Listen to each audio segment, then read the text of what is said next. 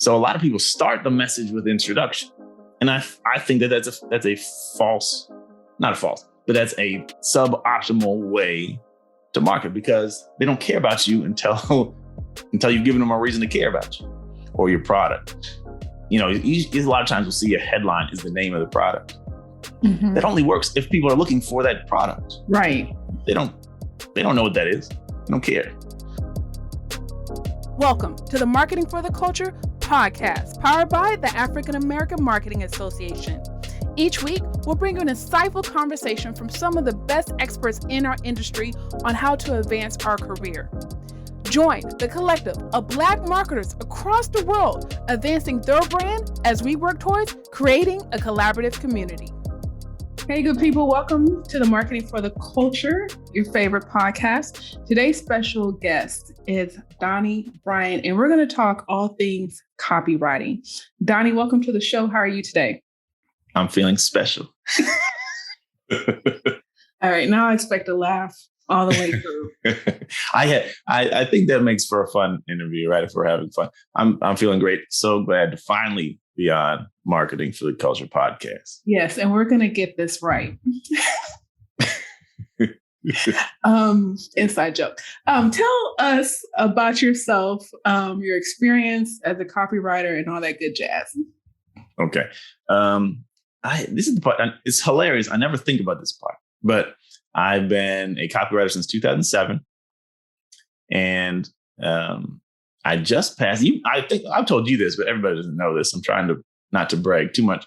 Just passed $100 million in sales for my clients. Wow! Now, I haven't put $100 million in my own pocket now, but my client work, and that's just for the copy that I've written.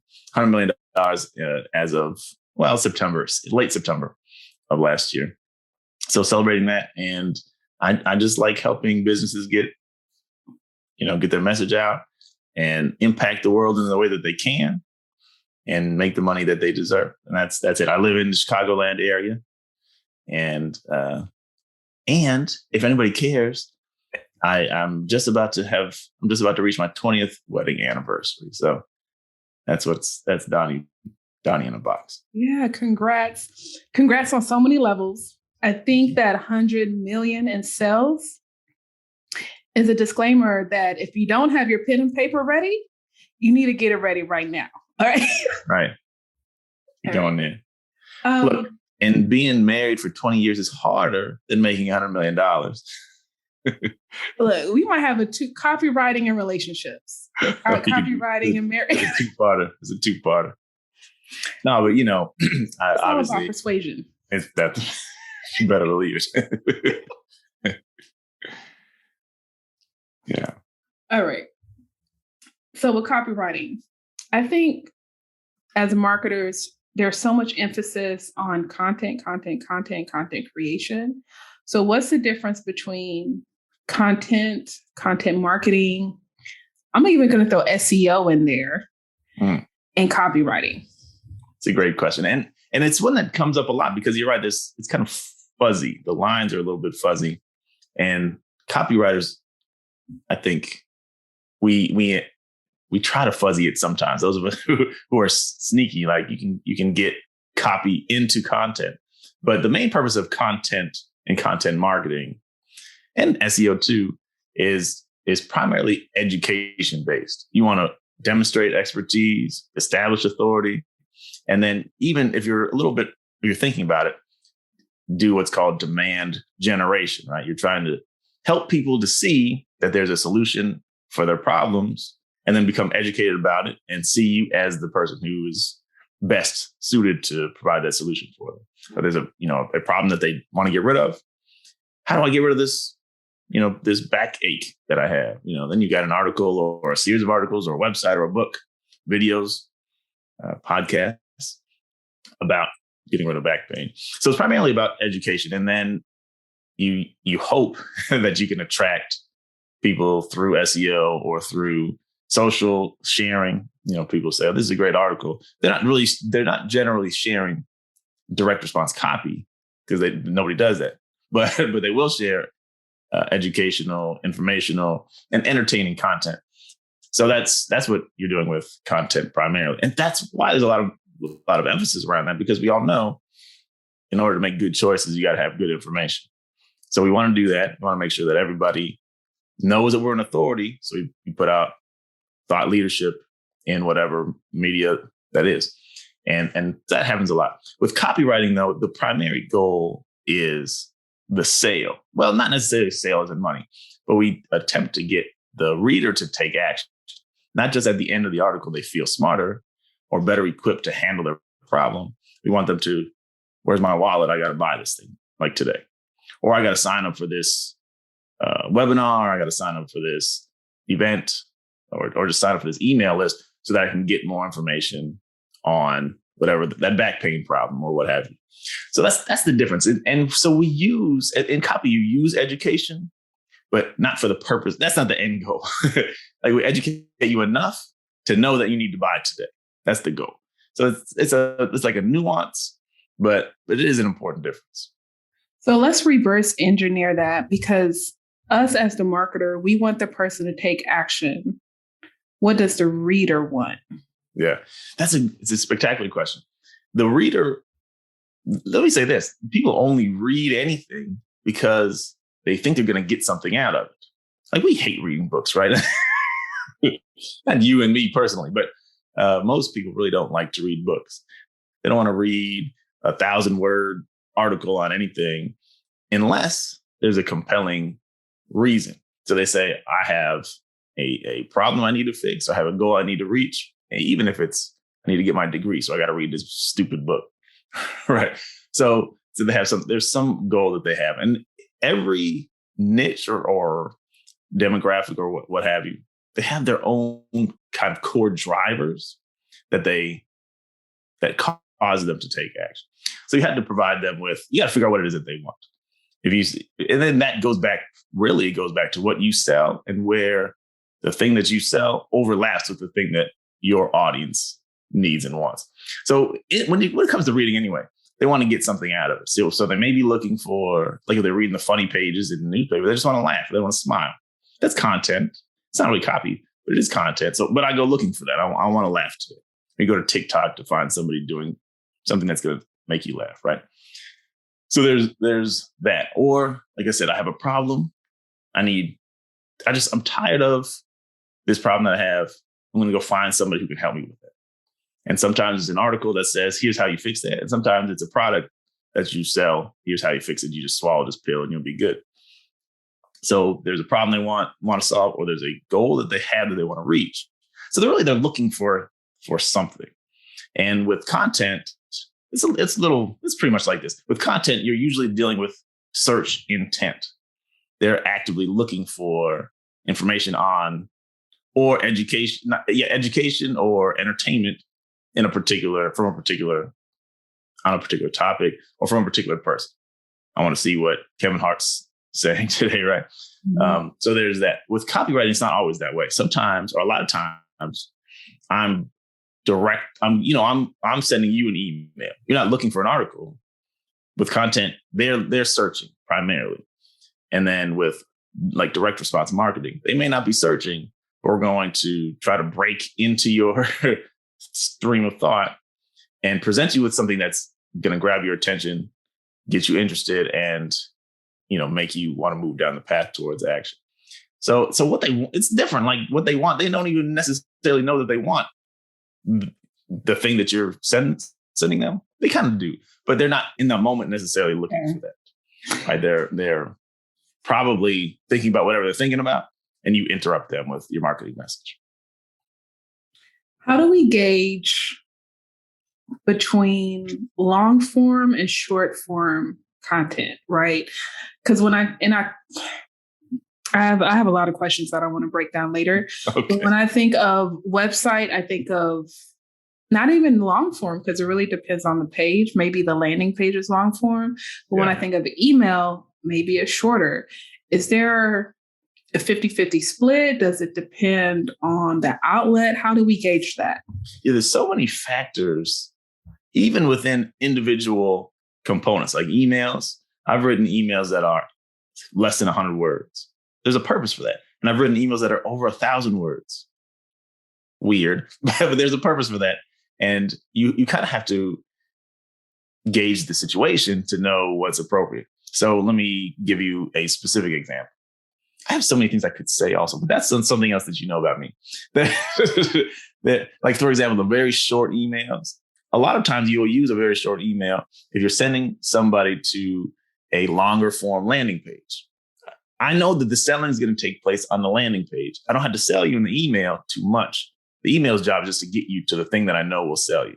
And it could be a video. Cool. I want to send you to this video where you're going to buy something, or like a postcard that you get. It's like, hey, go, you get 50% off at your favorite store today. The copy's short. Go get 50% off by Tuesday, and that's it.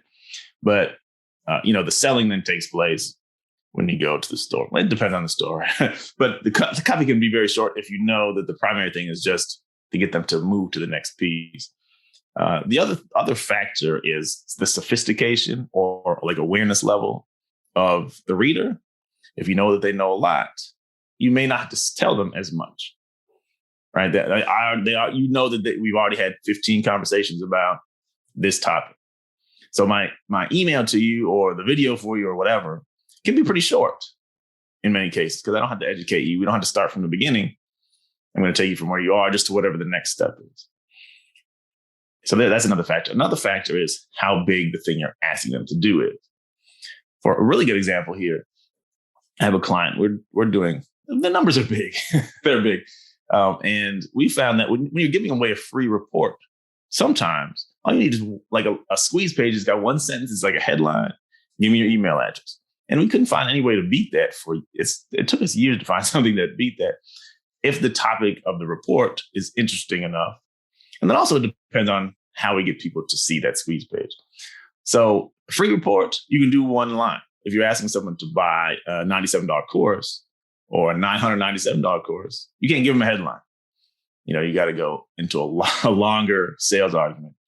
So those are the components, like how big the ask is. If it's something easy, short copy will do in many cases. And then if it's something hard, you got to do longer copy. If people are unaware, a lot of times you have to do more copy.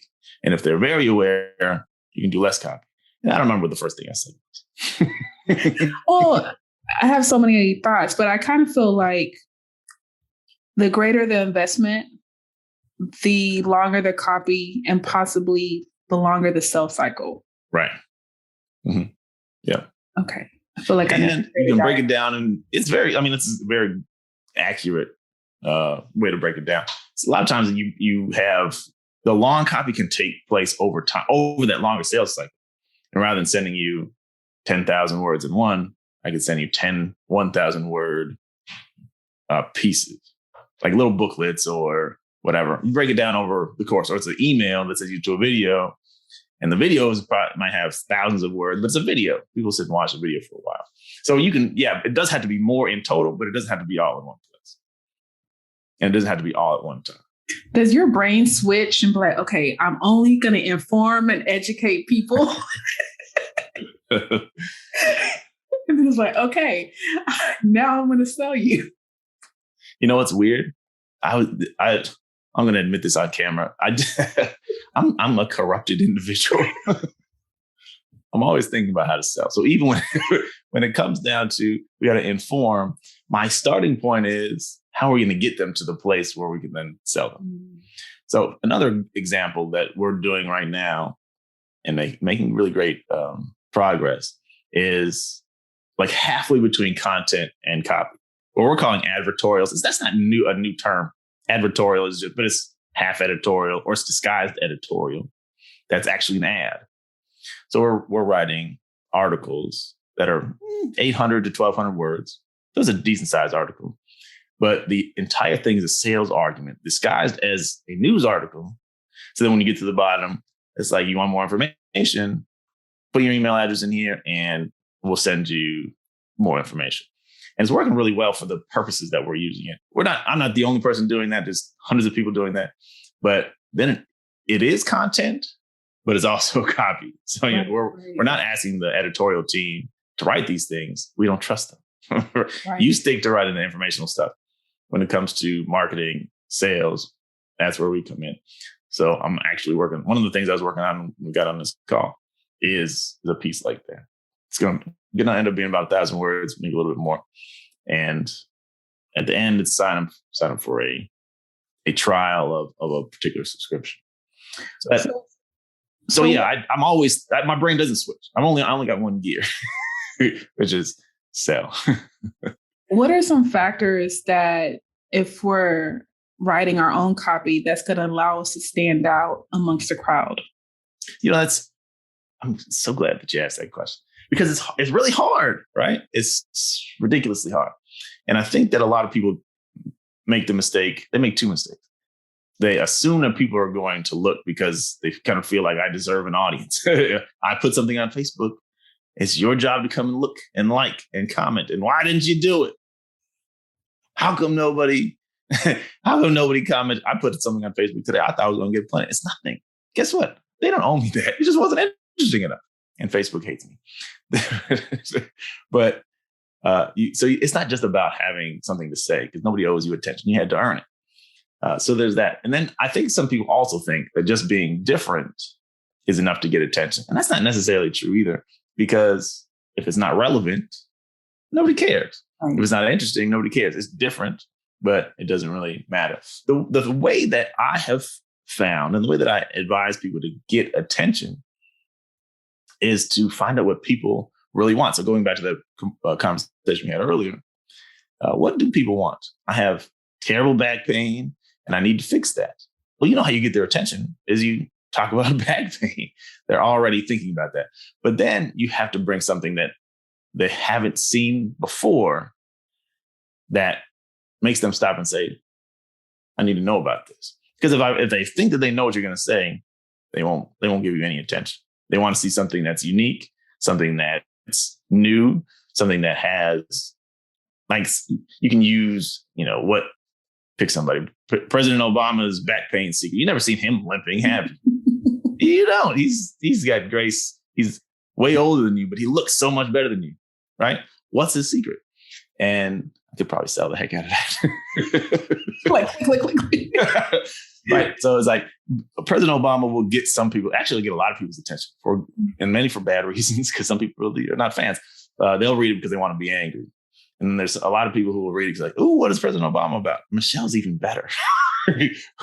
There's nobody who doesn't like Michelle Obama on earth. So, Michelle Obama's anything secret, you're going to get their attention because people just pay attention to those things. So again, that goes back.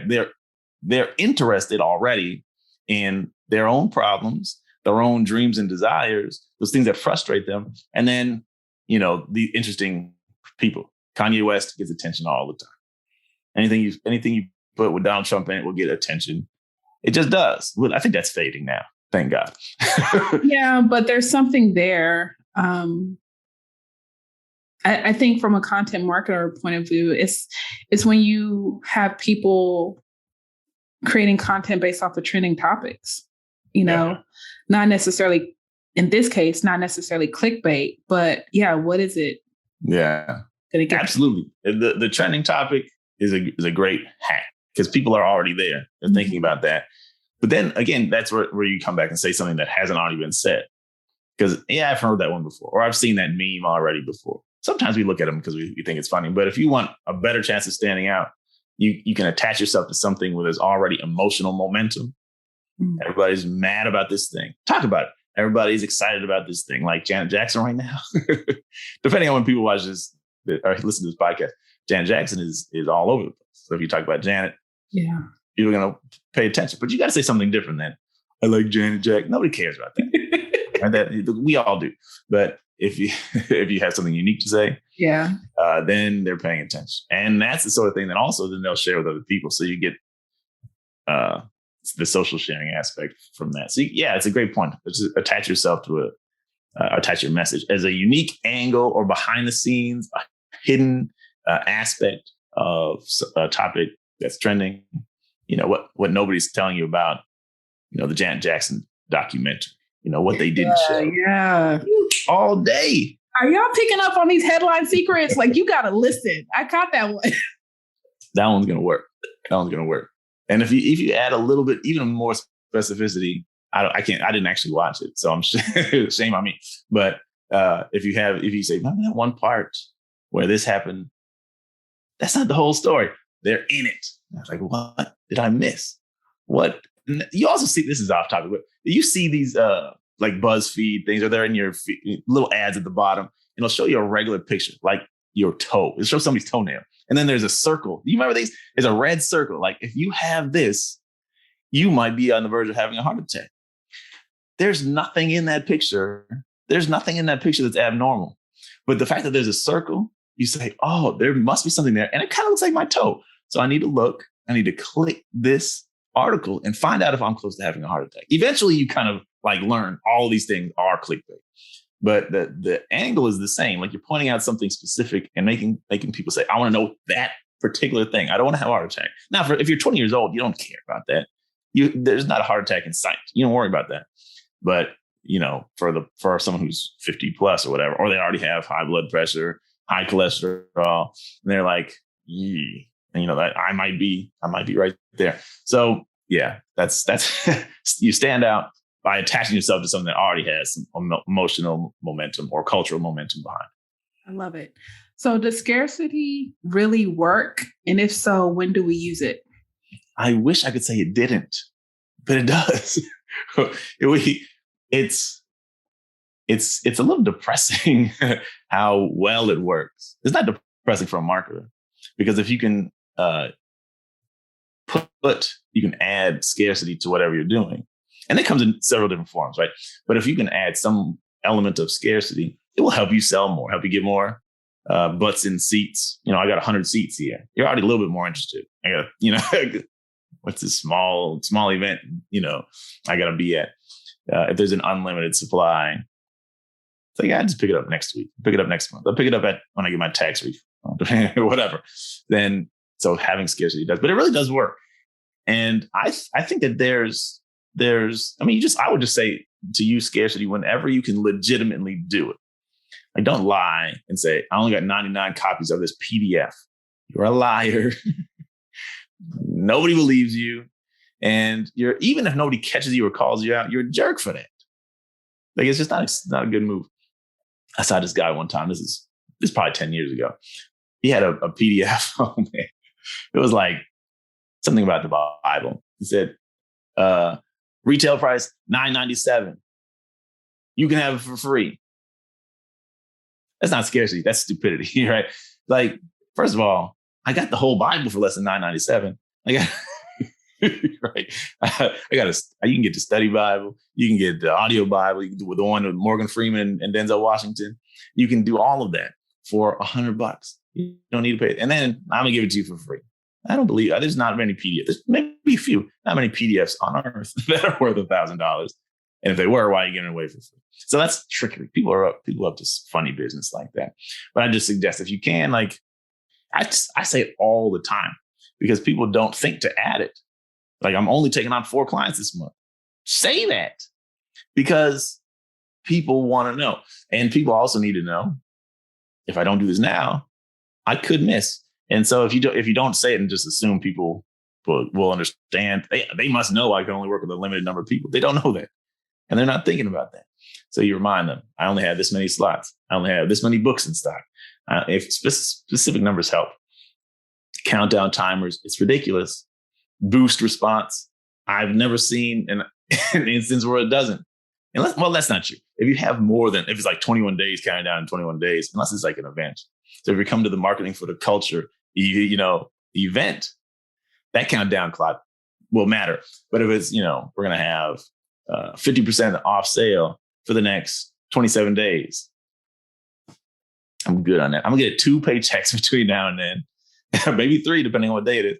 And I don't even have to think about that right now. And they'll never see it again. But when you're counting down, getting close to the end, a countdown timer in an email or on a landing page works really well. And then this is going to sound, it's a little bit evil, but people will put countdown timers. And if you hit refresh on the page, it just starts at the top of the thing again. So it's totally fake. There's no reason for there to be a timer. But people put a timer there because they know if you feel like you only got 15 seconds to fill out this form, they do it. It's really dumb. So it depends on your moral positioning on tricking people, but it does work. And I'll say this, just to even out my claims of evilness. If you really believe that what you're selling is going to help people and they have to make a decision in order to get the breakthrough in their life that they need, you may resort to tricks that other people think are unsavory, but you're doing it for the right reason. You really want to help people. I know if you don't see this, I know if you don't sign up today, you probably won't see this page. And if you don't see the page, you won't attend this event that's going to change your life, or you won't buy this book that's going to give you the secrets to whatever you need to get. And so sometimes you go to great lengths just to get people to do it, because you're doing it for their good, for your good also, because hopefully you're going to make money from it. But it's important to keep in mind, you're not, if you're a moral person, you're not tricking them to do them wrong. You're just pulling out as many weapons as you can to obliterate the obstacles between them and the result that they want. You have me thinking. You have me thinking. That thinking meme of the man that's in my head right now. Okay, a lot of good stuff. We should have you be the next thinking meme. That would be great. Well, I'm thinking about just the scarcity. I like what you said. Like, you're only working with 4 clients this month, right? That's something I've never considered, or I never put it out there. Reason all by itself for somebody to hire you. Like, if they think they're going to do it later, I'm cutting you off. But a lot of times, like, that's a reason to reach out to people also. Yeah, I'm only going to have 4 people this month. If you want a chance, if you want any chance, we're going to have to talk this week. So just hit me up. And that could be a whole email or text, however you reach out to people on LinkedIn, whatever. Just letting you know, I'll be at my limit. I bet I'll be at my limit by Friday. So if you want in on this, hit me up. And just by itself is a reason. You don't even have to have any other reason for them to call you, except time's running out, availability's running out. Yeah. You're going to miss out. Fear of missing out is a real thing. Yeah. And then I should put the Bath and Body Works example somewhere in that email. Yeah. Don't let this happen to you. I'm only taking 4 clients this month. It's real. Don't let it happen to you. The end. Yeah. Okay. I know, once again, as a content marketer, there's so much emphasis on repurposing content. Does that apply with copywriting? Like, because I know there's a lot of moving parts, especially with product launches. Yeah. So are you able to repurpose your content and stuff like that? Yeah. If you've done it right, there's no reason to do anything except repurpose it. Okay. Like I could tell you many examples, but in copywriting, in direct response, the what do you call it? The big prize, the thing that everybody wants, is a control, what we call a control, a piece of copy that you can put someplace and it works for years. So, for example, I wrote a video sales letter in 2018. It was for a newsletter. And we didn't have to, once we got it dialed in, we didn't change it for 2 years at all. We just sent traffic to it. Wherever we could find traffic, we're sending traffic to it. And we didn't change anything for 2 years until they found something that did better. And that's the goal. So, I mean, that's not even really repurposing. That's just continuing to use. But you can use emails that worked before. You might as well. Like, if you know that it works, you can use it again. And you can even send it to the same list more than once. You can repurpose everything. And I've found if something works really well, you should absolutely do make as much effort as you can to repurpose those things that work in different ways, and especially in different places. Because if you find a new audience where haven't been exposed to that copy yet, you got a whole new market to allow that piece of marketing to work on. And then you just watch your results. If you're paying attention to how well it works, you'll find certain pockets where things may work or may not work. You just keep using them where it works and using them over and over again, or variations on the same thing, until it doesn't work anymore. So repurposing, and I call it stealing from myself. Like, honestly, like, I'm ripping my own copy off to use it again because I know that it works. Why try to come up with something else? I know that this works. Is there a framework or some practical tips Well, I feel conflicted in this question, right? Because I'm like, is there a general framework that can be applied to email, to the website? Okay, share. Yeah. Well, there's like a lot of frameworks. Everybody has their own. So for one of the common ones that people use is AIDA, right? Attention, interest, desire, action. So that's very common, and people will use that for even a face-to-face sales conversation. You got to get the attention, you got to get them interested, build desire, ask for them to take action. So that's one. Another one is problem, agitate, solution. So you bring up a pain point, you make them see how bad that pain is or how much worse it can get if they don't fix it. And then you show them a solution and ask them to take action. My framework, which I haven't trademarked and I should. So we're not going to get it. No, I've been giving it. I'm just hoping that nobody steals trademarks in it from under my nose. And it's not like it's super unique, but it's just my way of thinking about things. And I use it for everything. And so it works and pretty much everywhere. The way that I think about it, it does. So I call it the 4I formula. The first step is instigate. So by instigate, I just mean to say something that's going to get somebody riled up in some way, in a good way or a bad way. So, get their heart pumping. Talk about some big problem that's coming. Or you can talk about a big dream that's now possible. You can talk about a brand new discovery that people are going crazy for. You can talk about Janet Jackson's hidden, whatever thing we're talking about. It's getting people excited. So that's kind of like the attention component. I call it instigating because it's flexible. And I think when people say get attention, this is like targeted attention. You're trying to have an emotional response and intellectual engagement on whatever you're talking about. So that's a lot of gobbledygook, but I call it instigation. And the next step, and this is why I love my framework, because I don't think people talk about this enough. But the second step is introduction. So a lot of people start the message with introduction.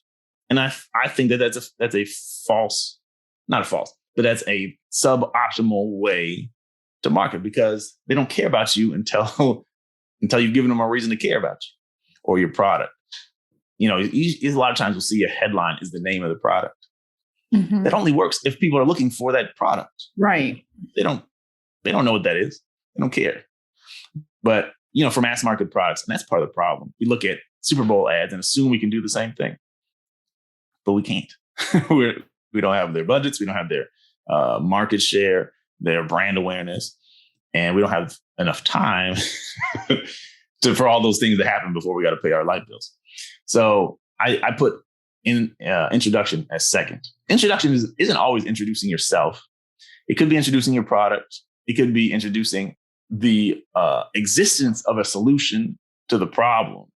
Like they may just be your back hurts, right? You can't do anything the way that you did when you're 20. And this really is horrible. And it's widespread. Everybody in America seems to have it. But it doesn't have to be that way. Look at President Obama, how good he looks. Like, I'm just going back to what I said before. But okay, there is a solution. There is a life without back pain. I don't know what it is yet, but that part of the message is an introduction of the solution. It could be an introduction of the severity of the problem too. So it just depends on, it's expanding. Basically, in the first part, you get their attention and you get them emotionally engaged in what you're talking about. I need to know what you're talking about. And then you expand with the introduction. You show them something that they don't know. And then I have what I call indoctrination, which sounds like I'm doing evil things to people. But this is where, this isn't always super developed. It depends on how long your copy is. But this is where you add the information. It's really like painting a picture of what the world could be like, what the world should be like, and what the world is like when the person who's reading, like if they did what you told them to do, then they would have a whole new way of living or a whole new way of doing whatever it is that you're talking about. They won't be plagued by the problems. They won't, be stunted in their growth. They're going to have whatever it is that you're talking about. So it's just basically like, you can, if you don't like indoctrinate, you can also use inform. So just adding additional information that helps them see the world the way that you see it and kind of see themselves in it, or at least see themselves being able to experience that. So you do all those things. And then the fourth I is invitation. So that's basically where you tell them how to take action on those things, how to get the thing that you're telling them about and having them envision. That's my formula. I love it. I love it. Don't steal it. I'm not. You can use it, but it's like you have to. I like how you do have instigate first because you need to hook them in. Yeah. And that's one of the fundamental rules when they talk about YouTube videos. Yeah. Right. Do the 5 to 15 second hook, and then you introduce yourself. Right. And why you should listen to me. Right. Because we all know you click on a video and I didn't mean to do that, and you back out of it. But if you got a good hook in 5 seconds, maybe I'll stick around for a second, Right. So you got to do that. And then even if somebody's interested and they think they're interested, if they take too long getting to the point, I'll find somebody else who's doing this. So you got to hook them right in the beginning. And I don't think enough people think about that. I don't know how it came to pass where we think we have to introduce ourselves and our business and our background and then tell people what's in it for them. Because going back to my previous point, the only reason anybody reads anything is because they think they're going to get something out of it. If you're talking about you, I'm not going to be interested for very long. You need to talk about me. I know when I write, I do a lot of did you know? And I have some kind of stat. Yeah. But listening to you, I'm like, maybe I need to explore that instigation process a little bit more.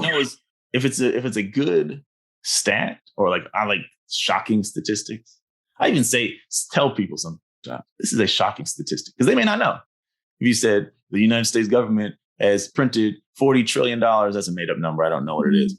It's probably in the trillions though. Made $40 trillion. You're like, oh, so like, what does that mean? Well, if you think about it, in the history of the United States, we've only printed $50 trillion, and $40 trillion come in the last 2 years. What does that mean? Things are out of whack. That's why you go to the store and eggs cost $7 for a carton of eggs. And you could get them for $1.19 last week. So you put it in context. Tell them how. Just you got to frame it for them. Sometimes, I don't assume that anybody knows anything.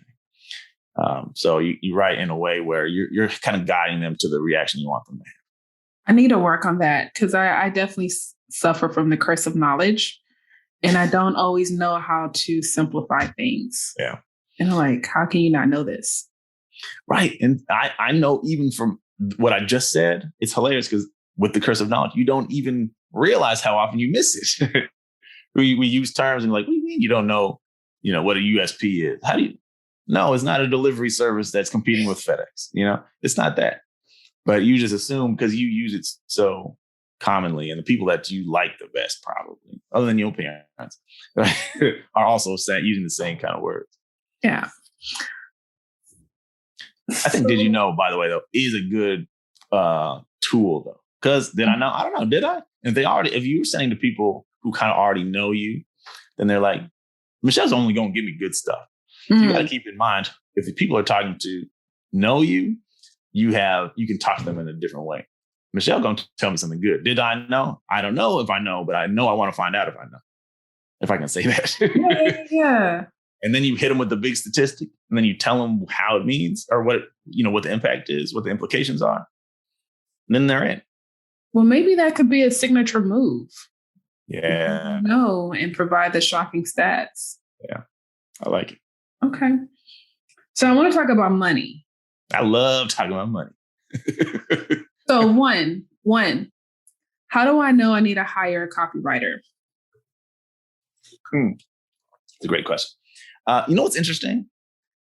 A lot of people, entrepreneurs, business owners, or whatever, could write their own copy at a high level and just be very good at it. You need to need to hire a copywriter when you don't feel like you can. Nobody can communicate your business as well as you can when you're in your flow. It may not be in writing because not everybody feels good about writing.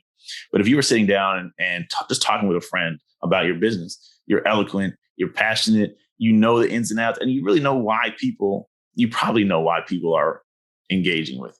Sometimes it takes a salesperson who works on your sales team, if you have a sales team.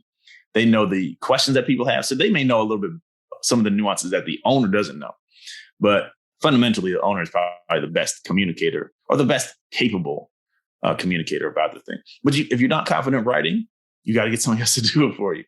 If you don't mind writing, but you just feel like you can't convey those ideas the way that you want to in writing, it might be time to get somebody else. And sometimes you don't even have to hire somebody, but you could just have conversation with somebody and say, can you look at this copy and tell me how you feel? And it could be someone on your own team, or it could be someone like a friend who is in the industry. How would you respond to this? What would you need to see that you haven't seen? But I think a bigger percentage of the time, it's just as a CEO of your business, you have other things to do. So if like the highest and best use of your time is closing deals with corporations, you may not have time to write emails, right? You bring somebody on who can write emails on your team, or if you're going to hire a freelancer or a contractor, then you focus on the things that only you can do, because you can find someone to write, you can find somebody to create content for you in whatever media you like, but there's some things that only you can do, and so a lot of times CEOs are in that place. Like it just makes sense for you to leverage your time better, you doing those things that only you can do, and hiring somebody else to do all the other things, which includes writing copy.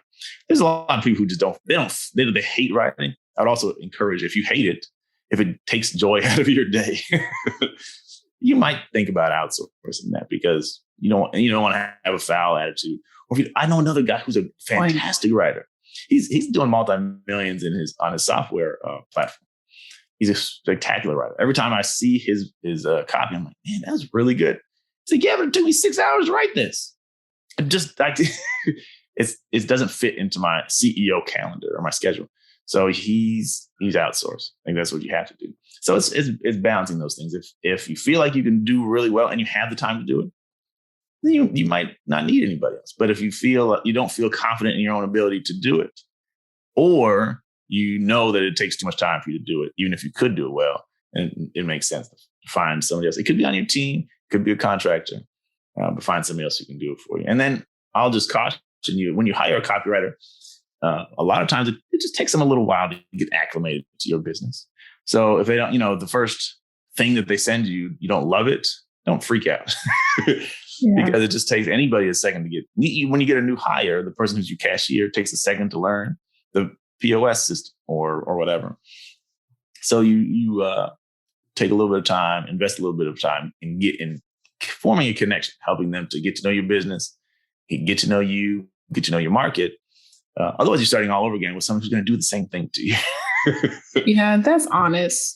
That's honest. I think, we have to give people grace, even if they are an expert and skilled in their craft. Yeah. Now, what systems did you have in place to know that you hit the 100 million mark? I had, the fortunate part about what I do is in direct response, we measure everything so that we can, like we were talking about repurposing, we got to know it works so we can repurpose. We got to know where it works so we can use it where it works and don't use it where it doesn't. So most of the projects that I've worked on, so I probably made more than that, but I can go back and count on those things that we've been tracking. So I've been keeping track for years. Just, okay, we made $6 million in this month. We made not a whole lot of $6 million months, but we're doing big numbers now, but so just tracking over time and keeping track. So it's built into your customer relationship management program in most cases. So I have Excel files and all that stuff containing that information. So it just depends on what you're using to track sales in your business. And because of my position as a copywriter, I negotiate for that. Not negotiate, but it's like part of me doing my job requires me to have data. So I don't have to necessarily know your bank account number and social security number, but I do need to know open rates on emails, click rates. I need to know conversion rates on sales pages. I need to know revenue generated. I need to know all those things. So that's enabled me to keep track of those numbers. So do you get paid, I guess, what are some of your payment options, like project, retainer, percentage, residual? Yeah, all of those. Okay. Depending on the client and the project. Right, some projects I it's like I need to get my money now because I can't trust this person to pay me later, right? And some things is like, if you don't pay me now, but I trust you to pay me later, it could be so much bigger for doing a percentage, like a rev share. So it could be any of those things, and any of those things is valuable. But from a perspective of a copywriter, explore all those options. From the perspective of a business who's hiring a copywriter, do the same thing. If you find that you determine what you think the value of the project is going to be. If we do this right, it's $1 million project. What percentage of that makes sense to pay out, right? And then you figure it out. If it makes more sense to pay in a lump sum, or you want someone to have skin in the game so that they'll do their best and they'll stick around or whatever. You just got to explore all those things. Don't automatically shut options out until you've explored them. And then once you get to know your business and how working with different people is, in many cases, you'll arrive at something that, like, this really works for me. I just like to pay royalties, or I just like to pay retainers. I like my wife likes retainers. Yeah. She already knows where the money's going. She knows where April's money is going, right? Yeah, absolutely. And at least I know, as long as you don't die in a car crash, that in April, this money is coming on this day and it's going to go to this particular place. So retainers are really great for stability.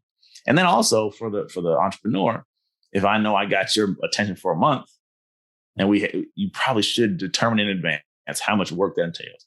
But you also have confidence that we're going to be able to get this project done, and you can think in advance that way. So any of those things has advantages and disadvantages. You just got to explore what works for you and your business. I know we've covered a lot. I'm already ready for part 2. Yeah. To be honest with you. So we're definitely going to be bringing you back. I want you to share one more thing, your YouTube videos. Or not. Yeah. Okay. So for the last, my goal was, here's what I'm doing. Let me start there. What I'm doing currently, and will be done soon, praise the Lord, but I'm doing what I call subject line of the day. So I have I've written thousands. I don't know. I haven't counted how many emails I've written or how many subject lines I've written, but thousands of subject lines. And because we're testing again, I know which ones are working in opens. I know which ones are. It's so weird because you can have 2 different subject lines. I'm going off topic already, but we've tested emails where everything is exactly the same except you're split testing the subject line. And the natural thought or assumption would be that the open rate will be different, but everything else will be more or less the same. Once somebody's inside the email, once they've opened the email, everybody's going to click at the same rate. But it's not true. You'll find that subject lines not only impact open rates, but they impact click rates. And shockingly, this is shocking. It's not a statistic, but it's a shocking statement or discovery. It also can impact conversion once they get to the landing page. I have statistics. It'll blow your mind. It's hard to predict in advance. So I can't give you like a prescription on what to do there, but just know that everything impacts the next thing. So I've got a lot of subject lines, and I've put together 100, and I'm trying to give some variety, some interesting subject lines that a lot of people, depending on what your business is, you may not have seen anything like this. Your emails are always how to remove a lug nut from a 16-inch Ford rim, whatever. Something, it's like, cool. That's cool. For the right person, that's a good subject line. But I got, homeless folk need Netflix too. That's my subject line, right? Because you say, what in the world is he talking about? So they're YouTube shorts. They're a minute at most. Some of them are 15 seconds. So they're between 15 seconds and 60. I've been talking for a long time. 15 seconds and 60 seconds, where I break down subject lines that have worked spectacularly and that hopefully expand your thinking as well. And then I give you a little bit of background, psychology, tactics behind them, and then hope that you can use them for your own business. And yeah, like I said, I'm doing 100. I plan to do 100 in 100 days. It's going to take me 109 days or something like that. As long as everything goes smoothly. I don't have them all recorded yet. 109 days to get 100 done, but it's been fun. And not enough people have watched them, but but the people who have, I've gotten some really great feedback. And check this out. I hope that the person who sent me this email isn't watching this, but I've gotten money. Somebody says, I've been watching your videos. They're great. Let me hire you. So YouTube works if you work. Yeah. And on that note, mic drop. Boom. I love it. I love it. Just a lot of nuggets. It's just so much to uncover. And I know there's a lot more we can talk about if we get into specific channels or even platforms. So you'll definitely be back and we'll work that out.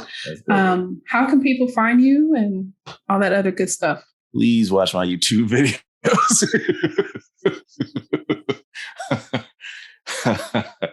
We will have the link in the show. Listen, I'm laughing, but I'm very serious.